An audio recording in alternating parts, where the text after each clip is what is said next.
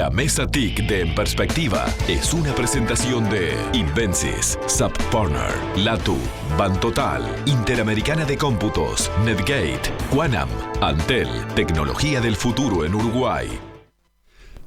Todos los días, millones de personas descargan videojuegos para sus celulares de las tiendas online de Google y Apple. Y entre los títulos más codiciados han figurado varios desarrollados acá, en Uruguay. El ejemplo más claro es Kingdom Rush, el juego de defensa de torres lanzado por Ironhide Game Studio en el año 2011 y que en menos de un año fue descargado, escuchen, 170 millones de veces. Pero la lista no se agota allí, todos los años se suman más juegos uruguayos que superan largamente el 1.000.000 de descargas y que demuestran que este sector es muy pujante. ¿Cuáles son las perspectivas de este rubro? ¿Podremos tener una industria de calidad mundial en este sector? De esos que vamos a conversar, de esos que les proponemos conversar en los próximos minutos con 4 protagonistas de la industria de los videojuegos en Uruguay. Una serie de saludos rápidos. Primero a Gonzalo Frasca, buen día. ¿Qué tal? Sigo con Gabriel Weinsencher. ¿Cómo te va? Un placer. Gerson da Silva. ¿Qué tal? Un gusto estar acá. Y por último, la dama de la mesa, Adriana Bentancur. Buen día. Un gusto, buen día a muy todos. Buenos días. ¿Qué les parece si primero los presento en cuanto a por qué están acá? Gonzalo Frasca, bueno, muy conocido seguramente de los oyentes. Él es licenciado en Ciencias de la Comunicación, máster en Ciencias de la Información y Tecnología y con un doctorado en videojuegos. Es Chief Designer Officer en el estudio de videojuegos Dragonbox.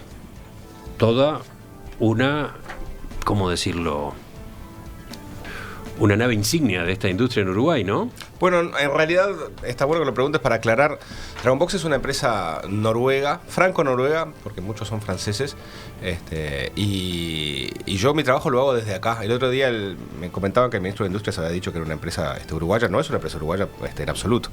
Es más, yo a veces diría que no sé si podría realmente ser una empresa uruguaya para el nivel de innovación que estamos haciendo, sin desmérito, siendo realista, ¿no? Yo estoy muy orgulloso del trabajo que hago desde acá. Me sonrío mientras escucho tu aclaración, porque efectivamente como que nos hemos apropiado de esa marca, ¿no? Se ve que sí. No sé, en temas de educación capaz que a veces es mejor instagramear la vida y decir que lindo se ve todo así, diciendo mira qué éxitos que tenemos, pero me parece que en la cancha no pasa lo mismo. Además es catedrático de videojuegos en la Universidad Ort. ¿Sabían los oyentes que existe una carrera de ese estilo? Bueno, la hemos charlado más de una vez, pero ¿desde cuándo está disponible? Mirá, ya va a ser casi una década, y realmente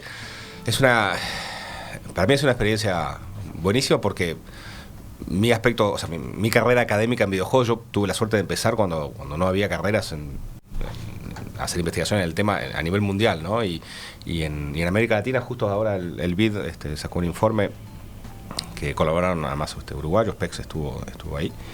Y bueno, destacando la labor de la Universidad Ort en este rubro. Y realmente sí, o sea, uno puede licenciarse en animación y videojuego, uno puede aprender a hacer videojuegos y también dibujos animados, y son dos actividades complementarias. Y que creo que es interesante también pensar que no solamente uno sabe saliendo videojuegos, pero de la misma manera que pasaba antes con muchas veces los arquitectos hacían diseño gráfico o eran diseñadores en sí, el aprender a hacer videojuegos a uno le permite aprender a diseñar sistemas teniendo en cuenta al ser humano, o sea, profundamente, ¿no? O sea, yo no puedo hacer un videojuego sin tener en cuenta al jugador. Y eso en software muchas veces se ve, basta ir muchas veces a la página web de un organismo estatal o de algunas empresas privadas también que son desastrosas. Y bueno, no solo uno sabe cómo hacer juegos, como decía, sino que aprende a diseñar sistémicamente. Entonces, creo que es una carrera que va más allá y que capaz que hacer videojuegos para mí es lo más serio del mundo, pero creo que a gente que no lo ve así se sorprendería de las cosas más serias y aburridas también que se pueden hacer. Te adelantaste a algún tema que capaz que vamos a charlar después, pero para terminar con esto de la posibilidad de estos estudios en la ORT, ¿qué éxito han tenido? ¿Cuántos alumnos pasan por año, por ejemplo? Mira, más o menos, depende según los años, pero se inscribieron unos 60, 70 por año. Y bueno, algunos focalizan en videojuegos, algunos focalizan en animación y en proyectos finales. Ahora justo yo estoy, es la temporada, es el semestre de proyectos finales. Muchos se han focalizado, por ejemplo, en videojuegos, pero quieren terminar haciendo un corto animado o viceversa.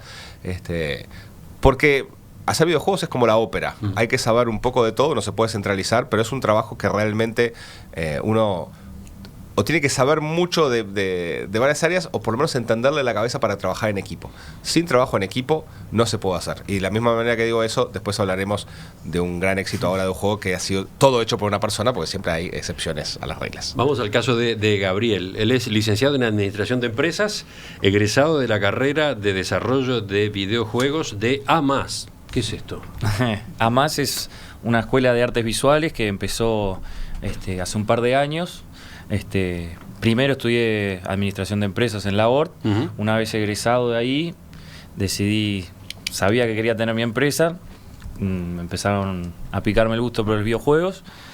Empecé a estudiar, como dice Gonzalo, necesitaba saber un poco de las áreas, de qué es lo que se hace en una empresa. Entonces aprendí a programar, aprendí a hacer arte y después me especialicé, digamos, en lo que es game design y producción, digamos, además de la parte comercial que ya arrastraba de mi otra carrera. Y sos cofundador y game designer, decíamos, en Golden Byte Games.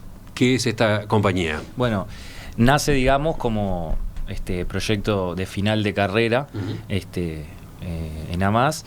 Hicimos un proyecto final, el juego les gustó mucho a los compañeros, después le mostramos mucho a otros colegas y empezó como a gustar y dijimos, es como el punto de partida como para ya tener un proyecto para armar una empresa. Y alrededor así de que, bueno, eso... Esta sí está clarísimo, nació acá. Es así, Esta sí, sí, exactamente. 100% uruguaya. ¿Tiene cuántos años entonces? Y 5 años va a 5. tener, sí. Bueno, sigo con los saludos. Ahora para Gerson da Silva. ¿De dónde es Gerson? Bueno, originalmente nacido en Brasil, pero de casualidad, así que puedo considerarme que brasilero de pasada nomás. Sí, con ese nombre, Gerson, por ahí debía ser el origen. Lleva casi 10 años en la industria game designer, guionista de juegos, mentor, invitado por Google en la Indie Game Accelerator en Singapur. Fue una experiencia muy interesante. ¿Cuándo sí, fue? Y fue hace unos pocos meses, hace 2 meses. ¿Qué es eso? ¿En qué consiste ese evento? Bueno, es un proyecto que tiene Google, que arrancó el año pasado solo para el este de Asia, y este año lo extendieron a todo el mundo. Entonces, en realidad lo que agarran es zonas emergentes, entonces Latinoamérica, Medio Oriente y parte de Asia, y llevan 35 empresas de todas esas partes, y le asignan 30 mentores traídos de todas partes del mundo. Y es una semana entera de talleres y preparación, donde lo que buscan es destrabar los proyectos de cada una de esas empresas. Bueno, pero sos lead game designer en Ironhide Games. Aclaremos todo eso, que está todo en inglés. Los oyentes tienen que acostumbrarse, hay que traducir. Bueno, eso en sí lo que significa es que llevo adelante la parte de game design, la parte de diseño de juego, en el equipo en el que trabajo dentro de Ironhide. Y bueno, más allá de eso. ¿Y Ironhide? Bueno, Ironhide es una empresa que tiene 10 años ahora. Sí, 100% uruguaya. Arranca con 3 uruguayos que desarrollan ese juego que tú mencionabas, Kingdom Rush. En realidad habían hecho otros antes, pero ese es como el primero que realmente tiene impacto. No todos reconocen el hecho de que hay juegos previos al Kingdom Rush y que no fue un golpe de suerte casual, o sea, que algo que pasa mucho en la industria. Hay que ir fallando y siguiendo y fallando y mejorando hasta, bueno, eventualmente lograr un producto mejor. Después será un éxito o no, pero seguro un producto mejor. Bueno, te digo, 10 años hace que está la empresa, tiene 5 grandes lanzamientos a lo largo de ese tiempo. Y bueno, ahora somos 3 equipos trabajando en 3 proyectos a la vez. Y por último, en las presentaciones dejamos a Adriana Bentancor, que ya es contadora pública, asesora de la DINATEL, Dirección Nacional de Telecomunicaciones y Servicios de Comunicación Audiovisual, en el Ministerio de Industria, Energía y Minería. ¿Qué papel juegan ustedes en el desarrollo de este sector? Bueno, justamente el Ministerio desde hace varios años explícitamente ha definido como uno de los sectores estratégicos con alto potencial, por lo que implica el desarrollo de esta industria, a los videojuegos, y coordina y lidera en un ámbito público-privado de colaboración, de cooperación con varias instituciones públicas y privadas. Activamente también participan Antel, Uruguay 21, intercambiamos con ANI y con otros actores públicos de relevancia que tienen contacto con lo que es el desarrollo de la industria, y en particular con la Cámara de Videojuegos y también de la CUTI, que justamente hoy agradecemos la invitación que nos ha dado de participar en este ámbito. Son cámaras distintas, ¿no? Son cámaras distintas, o sea, en realidad en cierto momento la CABI estuvo muy vinculada como una semilla dentro de lo que era la CUTI, y después en ese proceso de promocionar lo que era también y fortalecer el sector privado, se fue fortaleciendo desde el Ministerio, articulando con lo que ya había en una forma no formalizada como cámara, pero una red de empresas muy interesante, ese proceso para hacer como una contraparte interesante para desarrollar e impulsar la industria de la visión privada. Pero desde lo público, lo que proponemos es medidas adecuadas a este sector tan particular en las diferentes etapas de los desarrollos de los emprendimientos y de las empresas, desde su concepción inicial como emprendimiento, su consolidación como empresa, la parte de la internacionalización y sobre todo el posicionamiento social como industria, porque mucha gente tiene en su imaginario que el videojuego es un hobby y que los chiquilines y las chiquilinas hoy se deciden estudiar estas carreras tanto en el sector público como el privado como un hobby. Realmente la industria de videojuegos tiene mucho potencial en el sentido de dar oportunidades y asegurar puestos de trabajo que son muy bien pagados en la industria y que tienen una calidad muy interesante, y que hoy con el desarrollo tecnológico que el Uruguay tiene le da oportunidades tanto en el interior como en Montevideo. Veamos eso justamente, teniendo en cuenta el momento actual. ¿Qué dirían ustedes? ¿Cómo está parada hoy la industria del videojuego en Uruguay? Yo escuchaba lo que decías, me parecía bueno que creo que es un piropo que te digan que es un hobby, ¿no? Porque no, en el sentido de que también es un trabajo serio, pero también es gente motivada. Hay tantas carreras de gente que estudia obligada, sin ganas. Entonces que te digan que se reconozca públicamente que hay gente apasionada, para mí es de las mejores cosas que se pueden decir. Lo cual no contradice lo que vos decís, pero creo que lo veo de una perspectiva un poco distinta. Pero enseguida volvemos, pero el sector en general, ¿cómo lo ven? Ustedes que están metidos ahí adentro. La industria es muy dinámica y hay momentos de bonanza, digamos, y momentos de no tan buenos. Creo que viene creciendo, digamos, es una tendencia, un poco irregular, a veces un poco más acelerada, un poco menos, pero...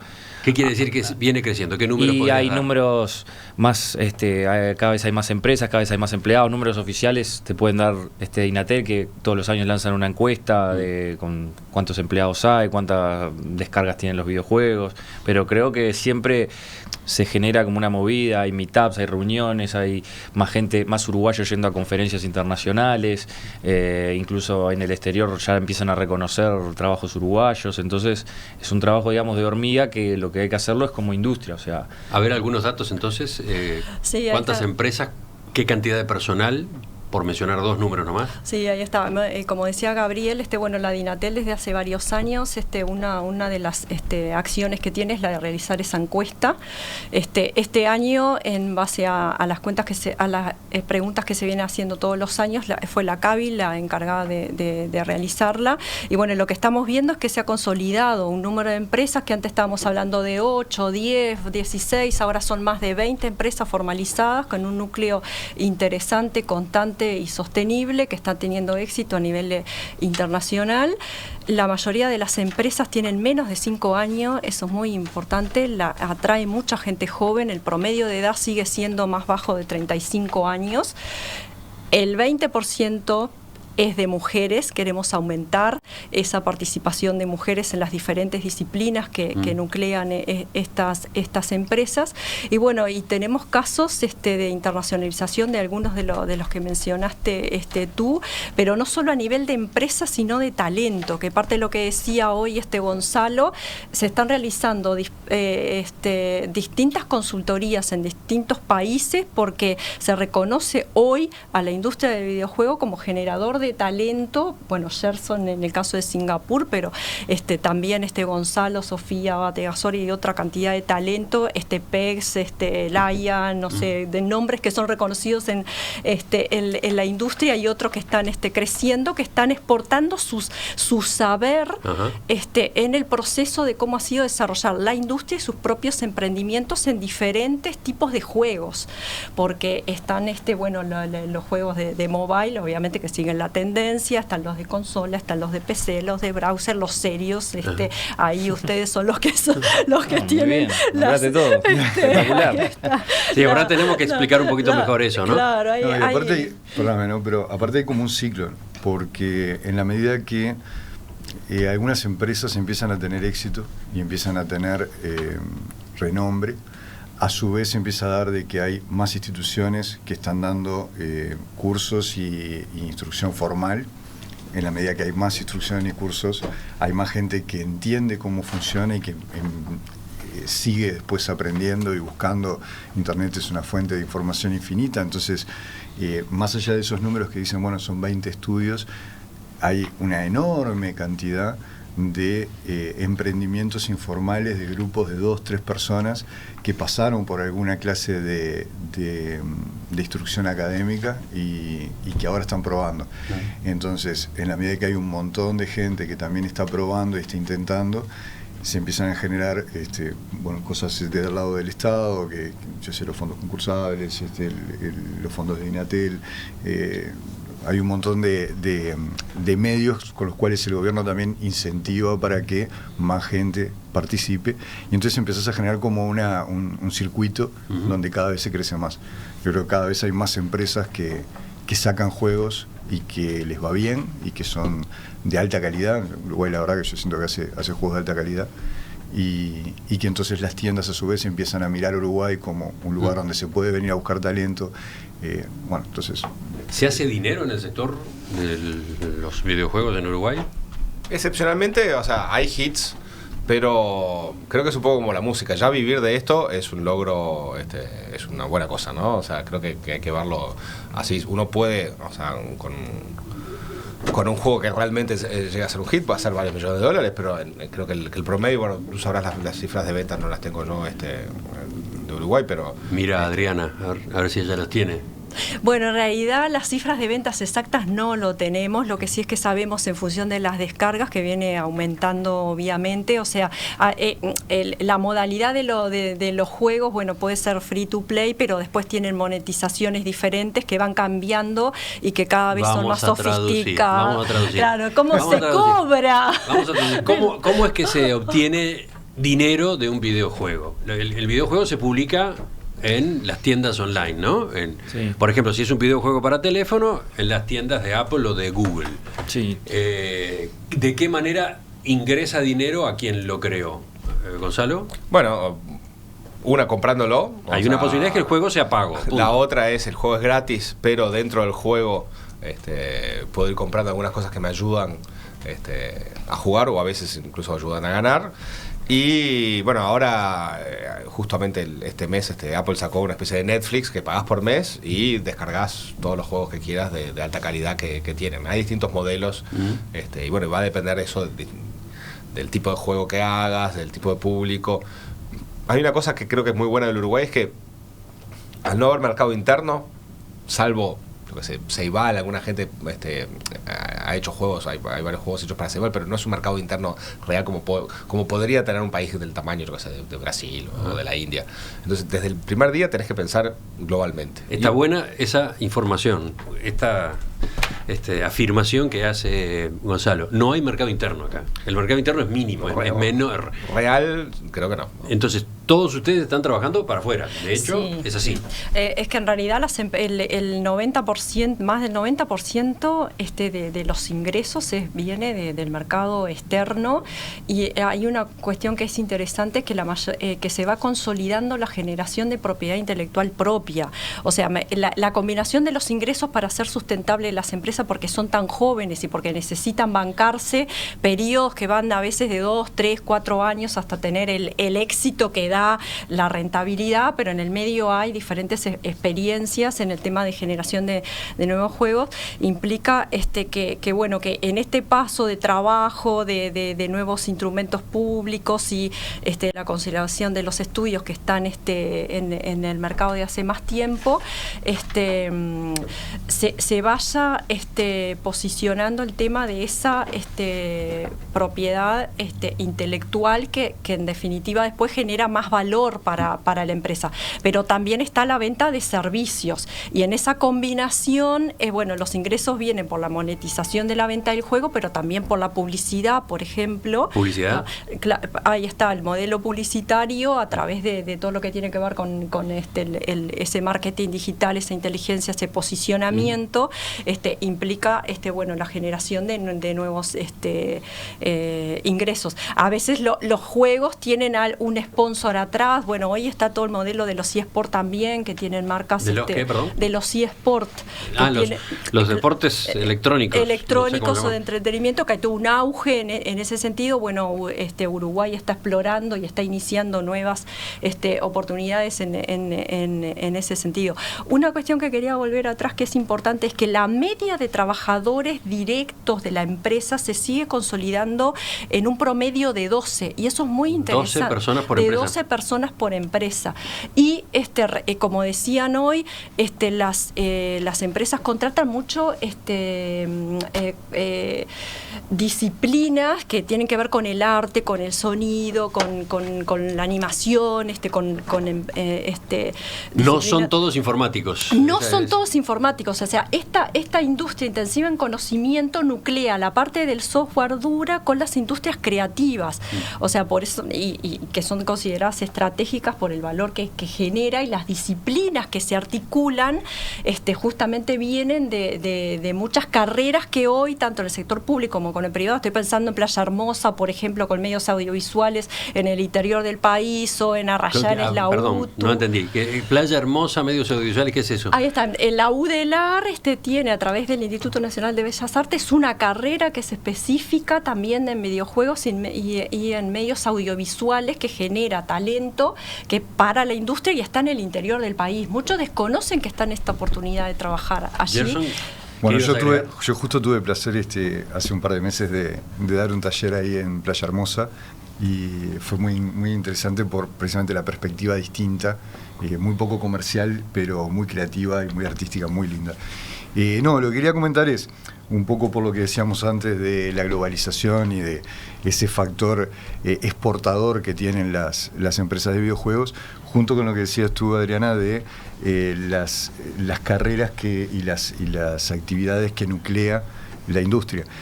Precisamente hay algunas ocupaciones que de repente empiezan a tener algunas dificultades para conseguir trabajo, como por ejemplo el traductorado, por diversas competencias digitales, que precisamente la industria de videojuegos absorbe y tiene la necesidad, por su característica de ser global, de traducir sus juegos a distintos idiomas. Hace poco hicimos una meetup. Concretamente, un videojuego, ¿en cuántos idiomas hay que ponerlo? Bueno, se recomienda, hay una sigla que son 4. Nosotros el último que sacamos lo sacamos para 12 idiomas. En realidad deberíamos decir que tantos idiomas como te puedas permitir, claro, y realmente puedas pensar de que vas a tener realmente entrada en ese país. A veces el hecho de traducirlo abre puertas tremendas para un mercado que si no llegás. Y en caso, por ejemplo, de niños pequeños o juegos educativos, como es lo que yo me dedico, ahí es esencial, ¿no? O sea, un padre no va a comprar un juego si el niño no lo va a entender. El niño igual lo va a entender y va a poder jugarlo, pero bueno, ese es otro tema. Es el padre el que no entiende de qué se trata.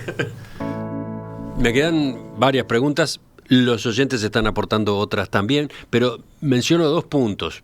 por ejemplo, ¿cómo hace una compañía uruguaya que creó un videojuego para lanzarlo al mar, entre comillas, para que exista en las tiendas de Google o de Apple, ¿no? Es tan fácil. ¿De qué manera se mete? ¿De qué manera se promociona? Segundo, estamos asistiendo a un fenómeno que le llaman gamificación, ¿no? O ludificación de actividades no recreativas. El juego como soporte, como instrumento para, por ejemplo, la educación, ¿no? Me gustaría que nos metiéramos en esos y otros puntos enseguida.